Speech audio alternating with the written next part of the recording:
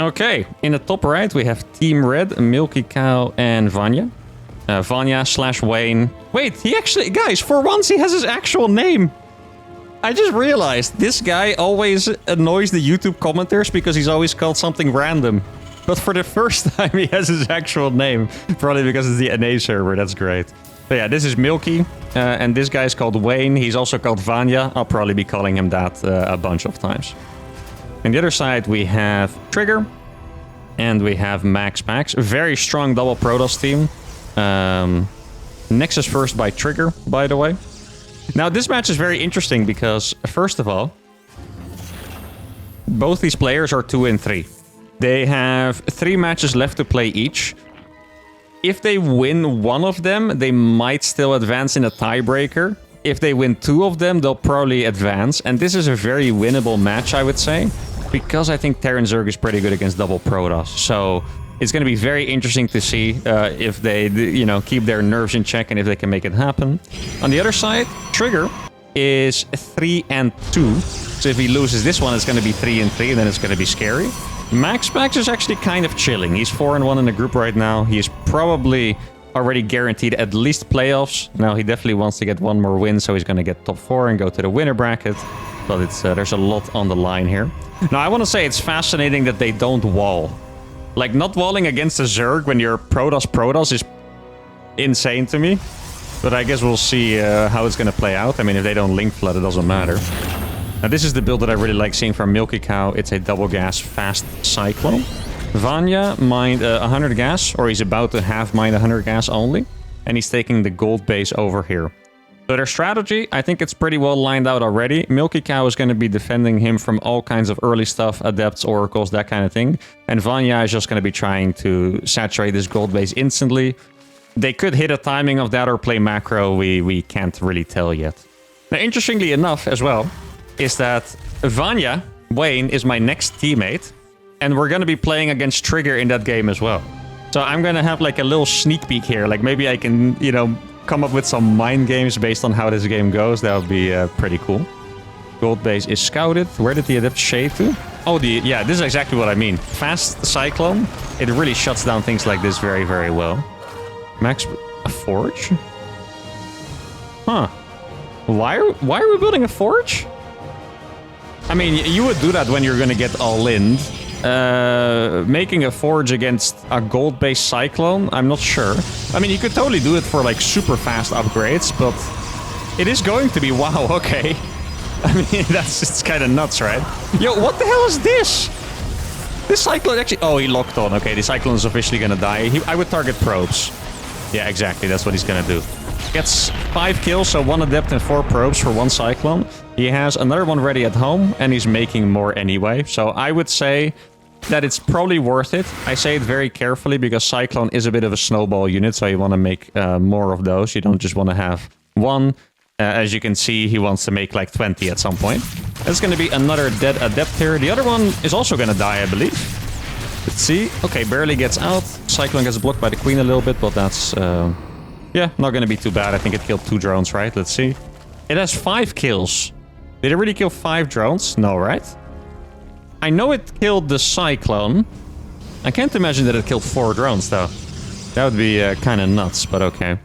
Trigger going for charge first. Oh, this is the kind of stuff we were talking about, by the way, yesterday. Where I would love double Protoss, where they play, like, one place... Oh, that's awesome. One force field. If Trigger was playing attention, that would have been 2 dead Cyclones, by the way.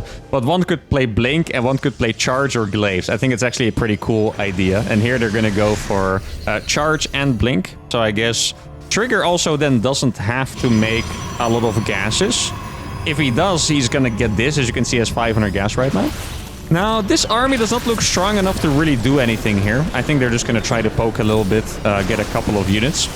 The way this dynamic works is that you... Ooh, that's a pretty good catch, though. Zerglings need to go here, I think. There's no Blink yet. I don't think he realized. He's going to go in now. There's a Stasis Ward. It's going to be quite good. Charge is not done, so these Zealots are going to have a hard time against the Cyclones, but they can obviously still kill Zerglings because you don't have to be fast. You're not catching them anyway, even if you're fast. Blink is about to finish. They both have a lot of... Look how many gates they have. 4 and 5 gateways here. Okay. Kind of feels like they might try to go for some kind of big attack. Trigger starting his +2 when MaxPax is starting his Forge, which looks a little ridiculous. Now, these Zealots are not going to take a good fight against the Cyclones here. So yeah, the way this interaction works is that normally Cyclones, you can't move across with them against the Stalkers because the Stalkers just blink on them and kill them. Here, you can't really blink on top of the Cyclones because you have Links. In this case, Vanya uses the Links against the Zealots, which is a little questionable, but they're still winning this fight. I would go back and repair these right now, by the way, because like their Cyclones are already kind of made out of paper. It's 120 health. These are in 50 health. They're going to die to 3 Stalker hits, which is not what you want. They're quite expensive, and it looks like he is going to go back and repair them. Now, very importantly in this game, let's look at the income. Milky, I think he just launched a couple... Yeah, he has 4 mules. I guess he forgot to launch mules for a second. He has the best income for now, but realistically his eco is the worst because he doesn't have the 3rd landed yet, so... Damage definitely needed to be done. MaxPax is going to get a lot of income now with the gold base, and Trigger was the greediest player with the Nexus first and the Forge. Overall, economically, looks quite even. Looks like the Protoss team actually has a little bit of a lead there. But if you look at units lost, the team in red has a small advantage, so I guess you could call it pretty even. Oh, he's going to go for Hellions too. Okay. Against Protoss, I'm not sure I really like the Hellions. Like, Hellions are not really that good against Zealots. Hellbats are good against Zealots, but Hellbats are also bad against everything else because they're slow, so they die to Stalkers. So I almost feel like you rather just make only Cyclones when you play against Protoss. So you can make Widowmines, actually. Widowmines would be pretty good, better than Hellions for sure. Now he's gonna do this scan move. He was a little too afraid to go forward here. He could have killed a couple more Stalkers, but not the biggest deal. Now, Trigger has really just been losing all of his units almost for free, it looks like. He lost like 30 Zealots already, basically. Now, the Zerglings have to be... Where are the Links? Please, keep them together, boys. You don't want to be losing a million Hydras like that. Links are coming in from downtown. I mean, the supply is so good for Team Red, but it looks so freaking scary because MaxPax has so many Stalkers. Trigger once again losing more Zealots, by the way. Ooh, Storm's going down. Okay, that's where Trigger used the gas he had for earlier. That's a pretty good choice by him. Now, one thing that's very dangerous on this map is this area above the gold base. If the Cyclones get here, this base can just not mine, like ever. So if the red team gets there, they're going to be in trouble. So far, they're not really going for that, though. They're just pushing down the front. Now, he does have a couple more Storms here. Storms are going to be super good against the Cyclones, too, if you can get it on top. Okay, there we go. It's going to do a lot of damage. That Storm actually kind of whiffs there. If there's enough Zerglings, they can just keep going forward because they will tank. Oh, this... Okay, he gets a 1 Archon out. Very close to losing all of those for free. Trigger does have a decent amount of Zealots on the way, and Zealots are pretty good in this scenario against the Hydras, and also decent against the Cyclones because there's enough Stalkers behind them. I feel like they're very close to holding this, but they really haven't quite held it yet. If they don't hold this, these Links are about to get unstasis, then they're going to lose all the economy, and then they're going to be in trouble. This is 2 bases, by the way, for MaxPax, 1 and 2, that he would lose both of them. Immortal gets in, 1 taps a Cyclone, 1 taps another one. He's going to get a 3rd one, and all of a sudden Milky has 1 Cyclone and 7 Hellions. These Hellions might almost, you know, it's the same if they don't exist, because they just can't fight against this. What I would do with these is click them here and click them here, because in the fight they're not going to contribute that much. Now, the action has calmed down for a little bit. I think the lead that Team Red has secured is mostly going to be economic, because Milky is securing his 4th. Vanya is securing his 5th base. Yes. Oh, those actually did have Storms. It looked like they didn't. It feels crazy to me that Vanya is here, by the way, because if MaxPax was helping him with the Stalkers... Oh, he did actually do the Hellion move. That's funny. If MaxPax was helping him with the Stalkers, he would be in trouble. Even without the Stalkers, he's taking a rough trade. I think he's still barely winning this fight, but it's close enough. Now, since Milky lost so many of his Cyclones, he can't actually go forward. This is the time when you right-click the Nexus. He's gonna do it. Vanya is a very decisive player, usually. Yeah, he's gonna right-click it now. Barely not in time, though, unfortunately for him. The reason why he should have right-clicked is because as soon as he saw those Stalkers, he should have known that he wasn't gonna win that fight. That's why he did it. Loses a lot of Hydras, though, and he's only on 66 workers. Milky is incredibly strong economically here. He has 80 workers. Soon he's going to be able to saturate a 5th base, and then he's really chilling. Zerglings do get the base in the end, so that is well done by Vanya. Now, this is the biggest problem. Like, Milky's supply is high, but you can see what I mean, right? If you ever lose the Cyclone count, it takes a while to get it back up, and ever since that happened, he's just been stuck here.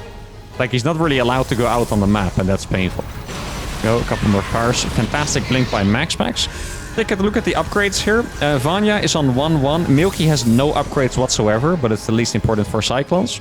And the Protoss players actually have pretty good upgrades, 2-1 and +2. And Storm is an important upgrade as well, right? So now Vanya is going up to Lurkers.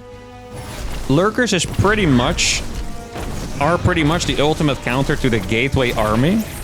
But Protoss does have counters to the Lurkers, and realistically you only need one of the Protoss players to counter it, right? Like, you can go either Fleet Beacon or Immortals. They're actually doing both of it. And both players are making Immortals, so I don't think the Lurkers are going to be too vicious. Yeah, you know what, guys? I think Team Red is objectively in a decent spot, but it really looks like a winnable game for Protoss players. And these are not just regular Protoss players, it's MaxPax, who a lot of people think is the best Protoss player in the world. And Trigger, the best NA Protoss, or NA player in general currently. I think they can definitely make something out of it, but the timing is gonna hit hard. 8 Lurkers on the way. Keep in mind, no Hive upgrades on those. Hive upgrade is very important for the Lurkers. Milky does have 17 Cyclones by now, and he started to make tanks. He's also going for a Ghost transition, which is awesome. I feel like half this game has been Lings just killing Zealots for some reason. Yeah, look at Trigger's units lost, like it's pretty brutal. Oh, run for your life, bro. He is lucky these don't have Hive upgrades, because that would have been painful. Now, the Storms here, you would be surprised, but the Storms are super good against those. Oh, okay, let's see. He can't really chase because of the Storms. Like, they will kill the Cyclones. See? He does have to morph Archon. Oh, the flank! That is a beautiful flank by Wayne with the Lings. Look at that. Now, he did leave himself open to this, so the players are switching positions.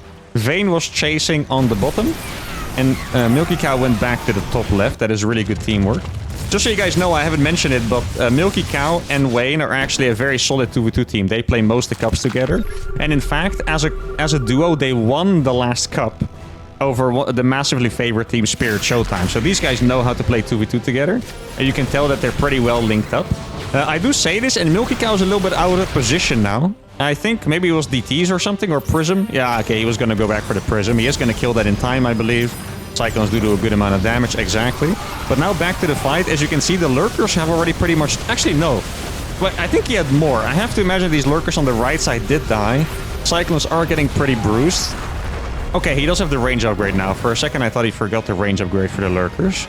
Let's see, we have carriers on the way for MaxPax. And wait, we saw a Fleet Beacon from Trigger as well, I believe, right? Is that correct? No Fleet Beacon for Trigger, actually. Okay, so he's just going to make Immortals. MaxPax is the one going for carriers. I think carriers are going to be a problem unless they realize in time, and then they can just make Vipers, and then... I mean, think about it. Cyclone Viper is pretty good against carriers because you just abduct them and they die. Now, Milky got Ghost. It's going to be a really fat EMP there. It gets every single High Templar. A little bit of a skirmish going on top. This does not look like a pleasant fight for Trigger fighting against those Lurkers. Now, Ghost Cyclone? I mean, that's a crazy composition. Sadly for him, he ran out of EMPs just as 4 Archons came in. He does have 2 more over here. Dude, Ghost Cyclone, that's actually crazy. He's straight up playing Ghost Cyclone right now. That is awesome. Love seeing it. Very interesting that they're deciding to go for the split pushes instead of going together. I'm not saying it's bad, by the way. I just think it's interesting. I think a lot of players would have gone together. Those Lurkers need to siege. Milky does need the help, but he doesn't really have that many EMPs, so it is a little bit scary. That one is going to get sniped. I think the Protoss players are in dangerous territory here, by the way. We got Ghost Mech in 2v2 before GTA 6, yeah. I mean, it makes a lot of sense, I think. At some point, the mech units are not going to cut it anymore, in particular against carriers. And then, yeah, you need Ghost and you need Vipers. You need to get, yeah, pretty much double spellcasters. Now, these Zealots are doing a little bit of a number on Milky's economy. Still has 85 workers, though, so he's chilling. Honestly, even if he loses every single worker here, he's chilling. At this point, it doesn't matter as much. Now, these are going to die. Not the most efficient move with the Lurkers here. 4 Lurkers quite expensive to lose. He's going to go in again with some EMPs. We haven't seen a Viper. Yeah, no Vipers yet by Vanya. So Vanya is 100% committed. Ooh. Oh, this is a brutal fight for MaxPax, I think. Vanya is 100% committed on the lower tech armies. And MaxPax does lose a decent amount of army, but at the same time, massive counterattack over here. Those Zealots actually did end up killing every single worker. I mean, it was a new wave of Zealots, but still. Yeah, this is where it gets tricky, guys. I was telling you, good Protoss players can really make something out of this game. What they have been doing is just zoning them out with the storms, waiting for the moment to get a good counterattack. And we need EMPs. EMPs land on most of the Templar. One storm still goes off. He can't really recover. Well, he's going to recover. He's going to lose most of it anyway. He'll save about 10 units or so, so really not that bad. If we look at the supplies are very even. Slight lead for Team Red, but Team Blue has Carrier Storm. And your supply is just not really going to get much better than that. As you can see, the ghosts are dying because he has to walk through the storms anyway. I think this might be a recall we're looking at. He's using all of his storms and then he's going to recall out. Maybe he doesn't even have to. Oh, the time warp as well is going to be brutal here. Trigger is killing the base in the top left side. I just want to see how this fight is going to end. A couple carriers are going to die. This one would die to the Overseer, I think. Exactly, Overseer giving enough detection. But I feel like they have done enough. Like, it's so hard to fight against the carriers if the Zerg doesn't make spellcasters. I've said this many times, and not in a whiny way, it's just how 2v2 works. The Terran players cannot counter the carriers in a 2v2. You pretty much need your Protoss or your Zerg ally to do it, because the Terran counters to carriers are slow units that are either they're very slow or it's Vikings, which are just too bad against splash damage. So they lose against storms, parasitic bombs, whatever, anti-air you have. So you need either the Zerg to do it with Viper Corruptor, or you need the Protoss to do it with Tempest or Stalkers. As you can see, the Cyclone Ghost, I mean, it did okay, but even like 4 carriers or 5 wasn't even that many. Had an incredibly hard time. This is going to be a very painful flank. Cyclones getting flanked, they're going to die very fast, and I think double Protoss is going to secure this game with one more attack over here. 7 carriers out with +2 attack already, +3 on the way. Actually started it right as I looked at it. It's pretty impressive. But yeah, these carriers can't die anymore. It's just, they know it, I know it. Game number 1 goes to the double Protoss players. And from looking at this game, I do think they should have a good idea of how to change it. It's harder when you're playing than if you're casting. So what I saw when I was casting is if they just went for the high ground here, denying the economy instead, finding the actual weakness, I think they would have won. Okay?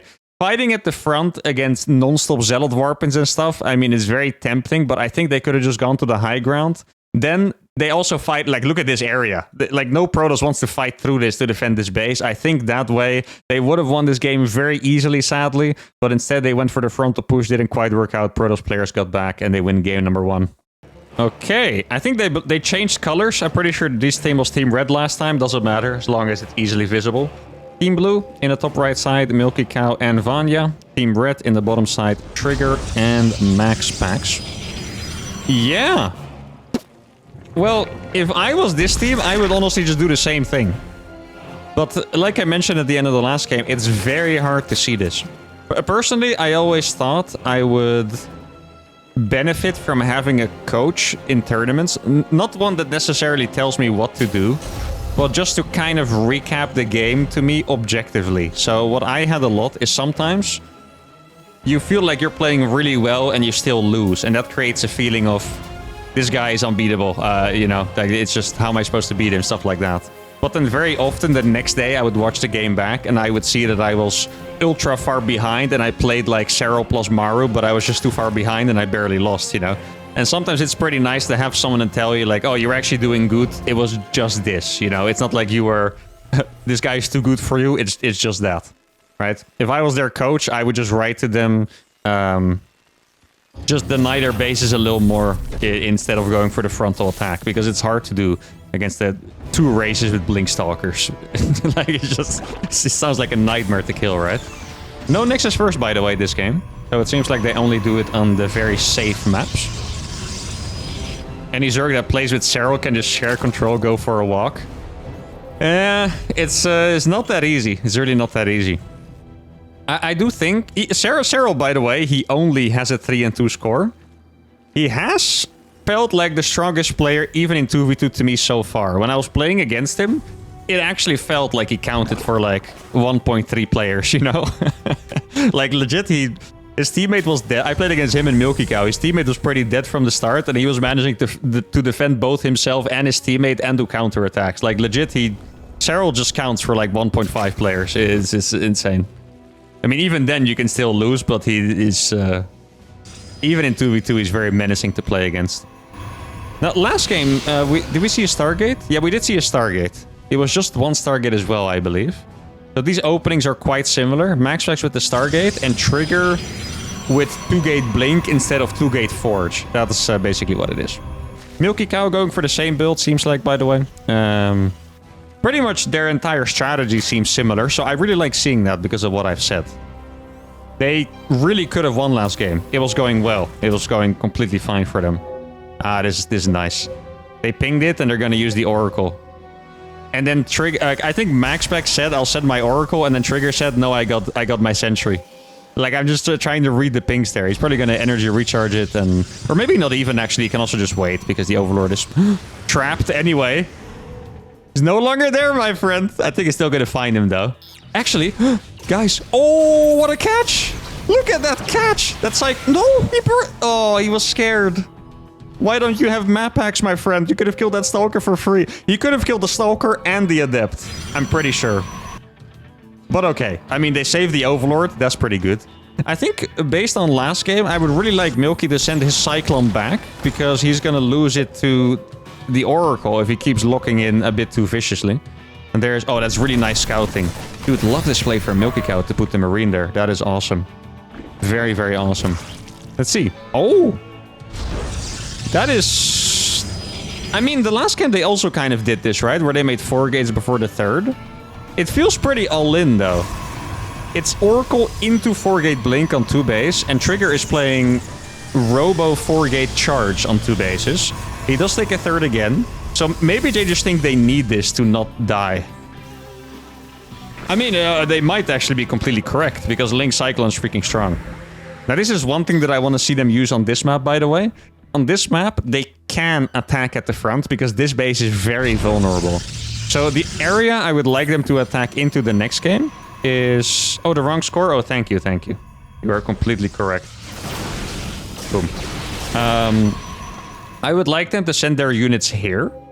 And then Vanya can use the fast links to attack this side. And whenever there's too many units here, they can just wrap around and attack this again. Okay? I think that's the area I would like to see them attack if they go for an attack. Now, Milky is still chilling on 2 factories. Is this a faster 3rd CC?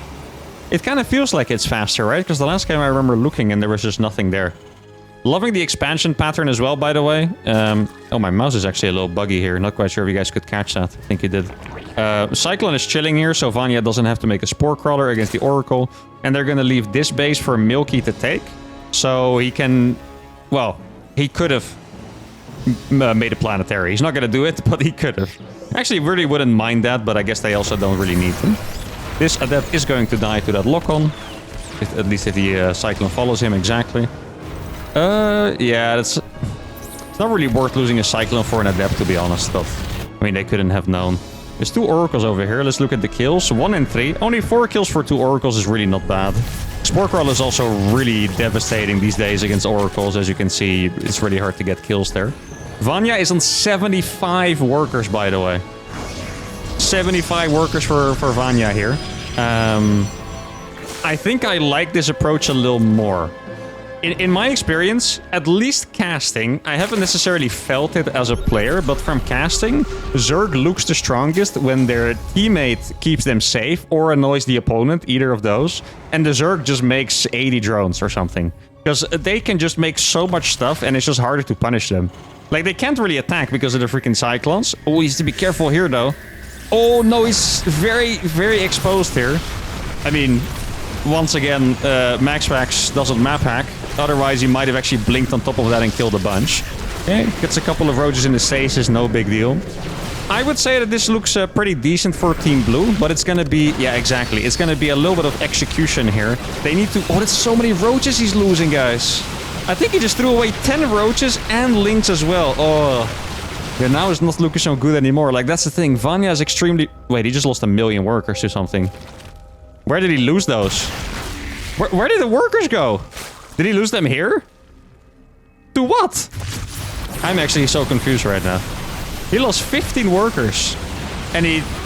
Like, you shouldn't really lose them to a Zealot run by, because you can run them away from the Zealots. That, oh, that thing does have Storm. I'm not gonna lie, for a second I thought it was a bluff Templar. I thought he was just, like, trolling them. Another 1 million Zealots over here. Oh, man. I feel like they were in a really good spot, but like the last 1.5 minutes or so have been really bad for Team Blue. Vanya lost 25 workers or more. He could have rebuilt some already, probably did. Lost 25 workers plus, and he gave away 10 roaches effectively for free. Like, I'm pretty sure he damaged a stalker or two with them without even killing any. And that kind of ruins their advantage here. Now, they're not completely out of the game. As you can see, the supplies are close. This fight is incredibly good, by the way. Look at this. This is where Link Cyclone is insane. One more scan, and he's going to kill 10 more Stalkers. He didn't quite have that scan, else he would have used it, I'm pretty sure.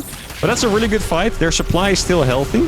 Now, these DTs are going to go absolutely ham. DT in this base. Oh, it's a lot. No, they don't notice the last Zealot. Yeah, they're getting sliced and diced. DT here, too. That's DTs in 4 bases.